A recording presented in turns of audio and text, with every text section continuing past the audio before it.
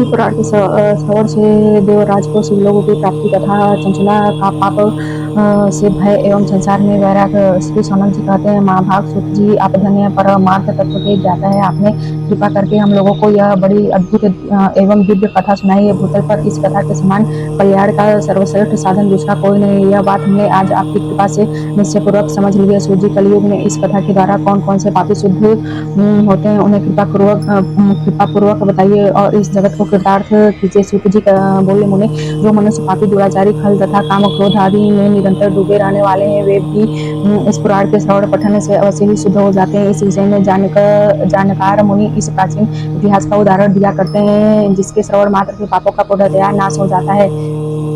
पहले की बात है, कहीं किरातों की नगर में एक ब्राह्मण रहता था, जो ज्ञान में अत्यंत दुर्बल, दरिद्र, रस बेचने वाला तथा वैदिक धर्म से विमुख था। वह स्नान संध्या आदि कर्मों से भ्रष्ट हो गया था और वैश्यवृत्ति में तत्पर रहता था। उसका नाम था देवराज। वह अपने ऊपर विश्वास करने वाले लोगों को ठगा करता था। उसने ब्राह्मणों, क्षत्रिय, वैश्यों, शूद्रों तथा दूसरों को भी अनेक बहानों से मारकर उनका धन हड़प लिया करता था, परंतु उस पापी का थोड़ा सा भी धन कभी धर्म के काम में नहीं लगा था। वह वैश्यागामी तथा सब प्रकार से आचार भ्रष्ट था। एक दिन घूमता फिरता वह देवलोक से प्रतिष्ठानपुर हंसी झूसी प्रयाग में जा पहुंचा। वहां उसने एक विशाल शिवालय देखा, जहां बहुत से साधु महात्मा एकत्र हुए थे। देवराज उस शिवालय में ठहर गया, किंतु वहां उस ब्राह्मण को ज्वर आ गया। उस ज्वर से उसको बड़ी पीड़ा होने लगी। वहां एक ब्राह्मण देवता शिवपुराण की कथा सुना रहे थे।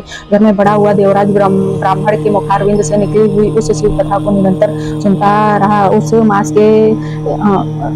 एक मास के बाद वह ज्वर से अत्यंत पीड़ित होकर चल बसा। यमराज के दूत आए और उसे पासों से बांधकर बलपूर्वक यमपुरी में ले गए। इतने में ही शिवलोक से शिव के पार्षद गण आ गए। उनके गौर अंग कपूर के समान उज्जवल थे, हाथ त्रिशूल से सुशोभित हो रहे थे, उनके संपूर्ण अंग भस्म से उद्भासित थे और रुद्राक्ष की मालाएं उनके शरीर की शोभा बढ़ा रही थी। वे सब के सब क्रोधपूर्वक यमपुरी में गए और यमराज के दूतों को मार पीट कर बारंबार धमकाकर उन्होंने देवराज को उनके चंगुल से छुड़ा लिया और अत्यंत अद्भुत विमान पर बिठाकर जब वे शिवदूत कैलाश जाने को उद्यत हुए, उस समय यमपुरी में बड़ा भारी कोलाहल मचा। उस कोलाहल को सुनकर धर्मराज अपने भवन से बाहर आए। साक्षात दूसरे रुद्रों के समान प्रतीत होने वाले उन चारों दूतों को देखकर धर्मराज ने उनका विधिपूर्वक पूजन किया और ज्ञान दृष्टि से देखकर सारा वृत्तांत जान लिया। उन्होंने भय के कारण भगवान शिव के उन महात्मा दूतों से कोई बात नहीं पूछी, उल्टे उन सबको पूजा एवं प्रार्थना की तत्पश्चात वे शिवदेव कैलाश को चल गए और वहां पहुंचकर उन्होंने उस ब्राह्मण को दया सागर सांब शिव के हाथ में दे दिया। सौनक जी ने कहा, महाभाग सूत जी, आप सर्वज्ञ हैं, महामते, आपके कृपा प्रसाद से मैं बारंबार कृतार्थ हुआ। इस इतिहास को सुनकर मेरा मन अत्यंत आनंद में निमग्न हो रहा है। अतः अब भगवान शिव में प्रेम बढ़ाने वाली शिव संबंधिनी दूसरी कथा को भी कहिए। तो जी बोले, सौनक सुनो, मैं तुम्हारे सामने गोपनीय कथा वस्तु का भी वर्णन करूंगा, क्योंकि तुम शिव भक्त में अग्रगण्य तथा वेदताओं में श्रेष्ठ हो। समुद्र के निकटवर्ती प्रदेश में एक वास्कल नामक ग्राम है, जहाँ वैदिक धर्म से विमुख महापापी द्विज निवास करते हैं। वे सबके सब बड़े दुष्ट हैं। उनका मन दूषित विषय भोगों में ही लगा रहता है। वे न देवताओं पर विश्वास करते हैं और न भाग्य पर। वे सभी कुटिल वृत्ति वाले एवं किसानी करते हैं और भांति भांति के घातक अस्त्र शस्त्र रखते हैं। वे व्यभिचारी और खल हैं। ज्ञान, वैराग्य तथा अधर्म का सेवन ही मनुष्य के लिए परम पुरुषार्थ है। इस बात को वे बिल्कुल नहीं जानते। वे सभी पशु बुद्धि वाले हैं। जहाँ के द्विज ऐसे हो, वहाँ के अन्य वर्णों के विषय में क्या कहा जाए। अन्य वर्णों के लोग भी उन्हीं की भांति कुत्सित विचार रखने वाले स्वधर्म विमुख एवं खल हैं। वे सदा कुकर्म में लगे रहते हैं और नित्य विषय में भोगों में ही डूबे रहते हैं। वहाँ की सब स्त्रियां भी कुटिल स्वभाव की, स्वेच्छाचारिणी, पापासक्त, कुत्सित विचार वाली और व्यभिचारी हैं। वे सद्व्यवहार तथा सदाचार से सर्वथा सुने। इस प्रकार वहाँ दुष्टों का ही निवास है। उस वास्कल नामक ग्राम में किसी समय एक बिंदुक नामधारी ब्राह्मण रहता था। वह बड़ा अधम था, दुरात्मा और महापापी था।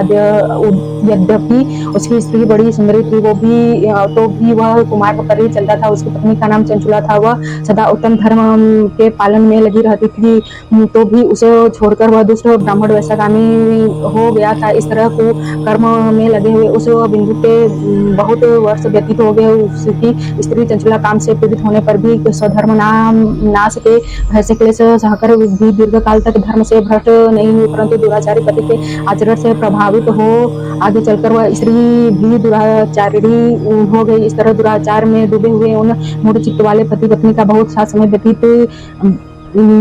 समय व्यर्थ बीत गया। तदंतर शूद्र जातीय वैश्य का पति बना हुआ वह दूषित बुद्धि वाला दुष्ट ब्राह्मण बिंदुक समयानुसार मृत्यु को प्राप्त हो नरक में जा पड़ा। बहुत दिनों तक नरक में दुख भोगकर वह मूढ़ बुद्धि पापी विंध्य पर्वत पर भयंकर पिशाच हुआ। इधर उस दुराचारी पति बिंदु के मर जाने पर वह मूढ़ हृदय चंचुला बहुत समय तक पुत्रों के साथ अपने घर में ही रही। एक दिन दैव योग से किसी पूर्व पर्वत के आने पर वह स्त्री भाई बंधुओं के साथ गोकर्ण क्षेत्र में गई। तीर्थ यात्रियों के संग में उसने भी उस समय जाकर किसी तीर्थ के जल में स्नान किया। फिर वह साधारणतया मेला देखने की दृष्टि से बंधुजनों के साथ यत्र तत्र घूमने लगी।